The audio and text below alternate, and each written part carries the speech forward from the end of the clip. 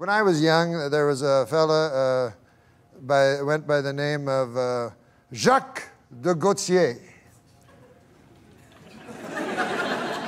And he was from Témiscamingue, Quebec.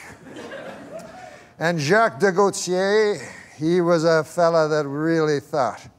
And he was smart, you know. He was our hope, I guess. And he was, while I was scrabbling to get out of high school, Jacques de Gatineau had already... I think you just changed his last name.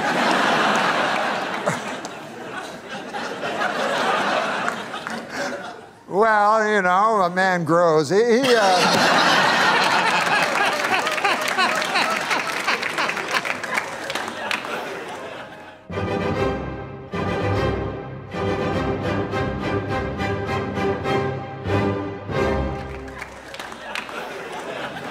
But this is the point. Yeah. Jacques de Gatineau, he went to McGill University and he got 3 degrees, by golly. And he went over across the pond to the fellers with Cambridge and he even stood up to them. Mm-hmm. And we thought, boy, he's going to be the next. We had Jean Marchand, Gérald Tertier, Pierre Trudeau, the 3 wise men of Quebec. By God, Jacques de Gatineau was going to be the next. Give me the next gun. Yeah, but he vanished.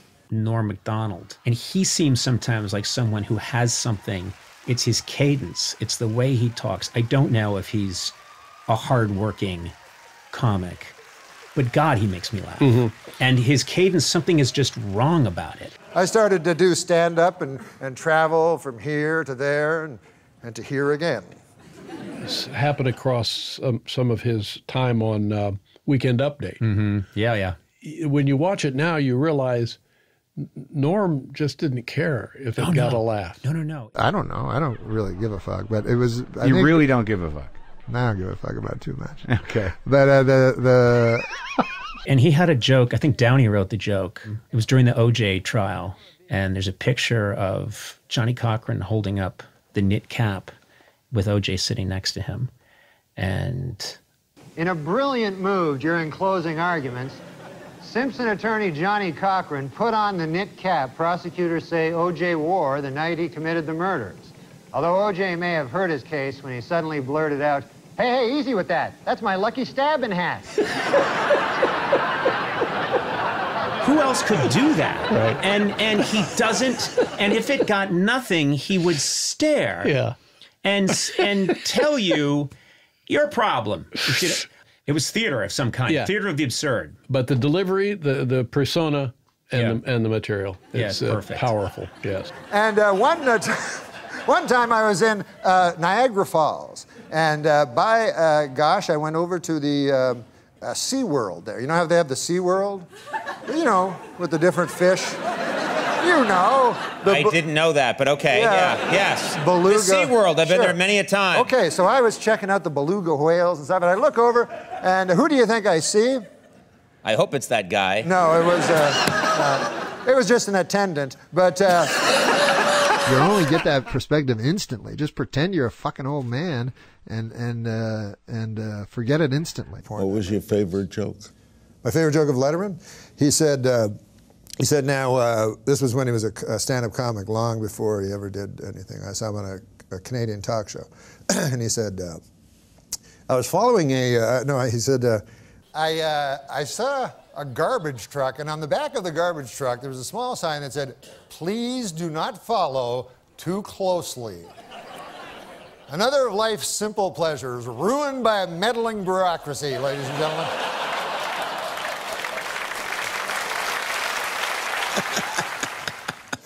Remember the old days when Dad used to pile the kids into a station wagon and we'd all go out and follow a garbage truck? So I always told everybody but the word choices in that joke, you know, the precision, the concision of that joke was incredible. You know, I like short, there's 2 kinds of comics I like. One is like Rodney. He can go on, I've never seen anybody like him. Yeah, you got 5 minutes to do it, so he'll put in 30 jokes, you know, and it's explosive. The other guy's Don Rickles, who's the best panel guy ever, you know? Oh, yeah. And maybe the funniest guy ever, you know? And I've seen him live so many times, and, you know, he has the things he goes to, but every show's different.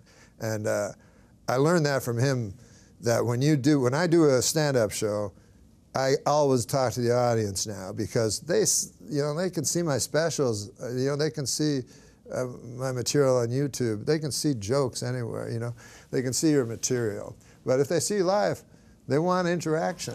But man, it's great to be here at the 6th annual ESPY Awards. Hard to believe, huh, that the ESPYs are 6 years old. Although Anthony Mason swears they're 18. So I bombed. But I don't try to win them back. Here's the funny thing about when I bomb. I feel comedy is surprise, right? Of course. That's the funniest thing, something they don't expect. Now, if all these people came to see me to laugh, and then they don't, that's a big surprise. So that makes me sort of, I get a kind of an out-of-body experience. Then I make a big mistake, I smirk. And then they hate my guts. Good thinking, Norm. We have some social media. great, Manny. He became the first defensive player to win the Heisman Trophy. And congratulations, Charles. That is something that no one can ever take away from you. Unless you kill your wife and a waiter, in which case... You know what was weird about that? Is that people fucking literally thought I was crazy. I was like, I understand if you didn't like it. I might not even like it. I don't know if I would even like that. Yeah. Kind of shit, I could go, that's self-indulgent bullshit. But to actually fucking think I'm like serious, Hey, what'd they say? They say you suck! But it was interesting though, because you're updating the way you do comedy. It rides that line of like you're almost like the thing that makes it so cutting and shocking is it's so fucking plainly said. But you remind me of a guy that's good at fucking. I love it. Fucking and sucking. That this is what bullshit is. Nice. No, but it's a good thing. Well, it was my plan. I mean, to cut through the bullshit. Yeah, I thought, because I don't like cleverness that much. I used to be frozen on stage, right? I still don't take the mic out of the stand. But he showed me to the place I wanted to see, which is where they feed the little baby dolphins, because I love dolphins, And who do I see there but Jacques de Gatineau? And here he is, he's feeding the baby dolphins. And I go up to him and I go, Jacques de Gatineau, I feel shame for you. You were our hope. You were to go to Canada, Canada's nation's capital of Ottawa. And you were to be a great man, Jacques de Gatineau.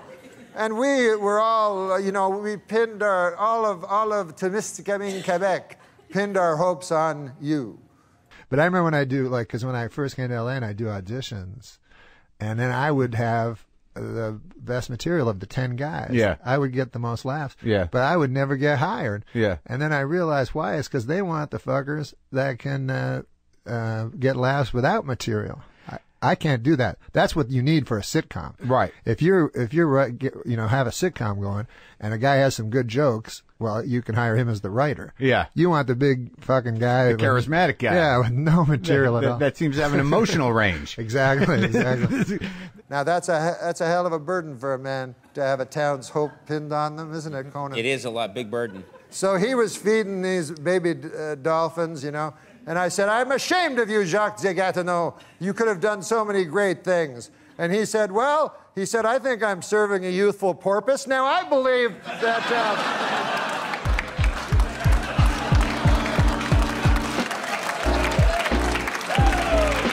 No! I knew that was going to happen. I knew that was going to happen. You don't encourage that! It's like... That was a 40-minute story! It's like somebody... Youthful porpoise? Youthful porpoise? Yes! Not porpoise. I don't know! Good God! I know, that was way out of line. No, that was way out. Who are you to criticize Oscar Pistorius? It's like somebody saying, I got to show you something. They take on a 4-mile hike to show you a dog turd.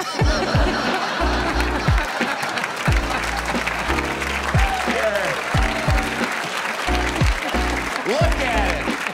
Okay. Well, there's your reel for CBS.